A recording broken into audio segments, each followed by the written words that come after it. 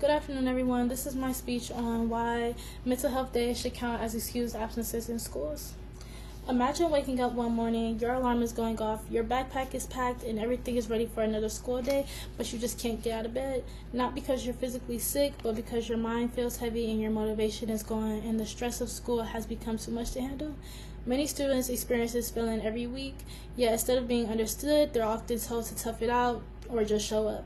But today I want to explain why that isn't good enough and why mental health should count as excused absences in schools. We live in a generation where talking about mental health is becoming more common, but our school systems haven't fully caught up. We are taught to take care of our bodies when we're sick, but not our minds when we're struggling. That needs to change, and it starts with recognizing mental health as valid, necessary, and beneficial. This topic affects every single one of us, whether you felt overwhelmed by school, anxious about grades, or mentally drained from trying to balance everything. You understand how important mental health really is. I've researched information from trusted sources like Center for Disease Control and Prevention and the American Psychology Association. And the message is clear: when schools prioritize mental health, students do better, feel better, and succeed more. My thesis today is simple. Mental health days should count as excused absences in school because students' mental well-being is just as important as their physical health. Allowing time to rest prevents burnout and improves performance. Recognizing mental health reduces the stigma around it. Like many students, I've had days where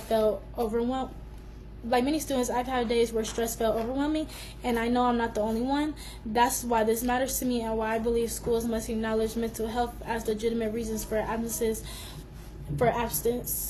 My research backed this up, and it shows how serious students' mental health concerns are today. Let's begin with my first point. Mental health is just as important as physical health. Mental illnesses like anxiety and depression can affect students just as severely as physical health.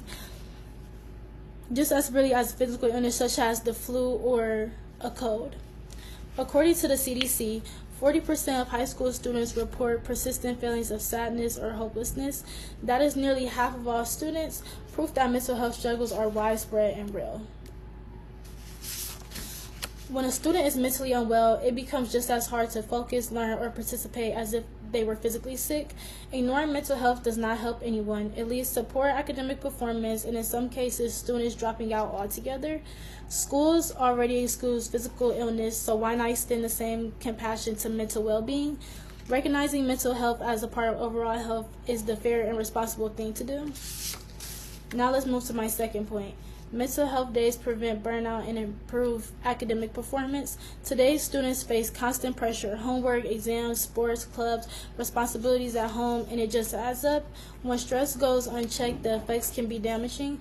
Research shows that chronic stress can disrupt behavior, harm emotional well-being, and hurt school performances and even affect friendships. Sometimes all students need is one day to recharge, to rest, breathe, sleep, or simply reset. Taking a mental health day can help students return with clearer focus, better motivation, and improved concentration. Rest restores memory, creativity, and problem-solving skills, which are essential for learning.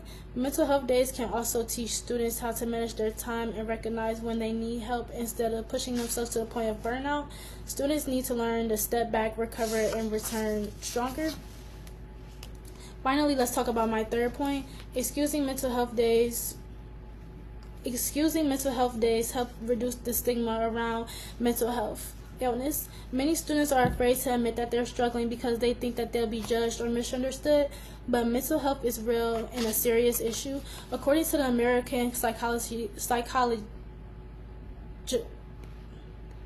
Association, poor mental health is linked to worse grades, higher dropout risks, and social isolation. States like Oregon and Illinois that now have mental health days have seen positive results, better communication between students and teachers, more honesty about emotional struggles, and even reduced overall absences. When schools acknowledge mental health openly, students feel more supported and more likely to seek help before problems become too serious. Reducing stigma saves lives. It encourages students to speak up and rather than suffer in silence. So in conclusion, mental health days can absolutely count as excused absences in schools. They acknowledge mental health mental well-being as equal to physical health. They prevent burnout and help students perform better, and they take meaningful steps towards eliminating the stigma around mental illness. Mental health is not optional. It's not just in your head. It affects how we think, how we learn, how we act, and how we show up every single day. Schools have responsibility not only to educate, but to care. Recognizing mental health days is a simple, powerful step in the right direction. Thank you.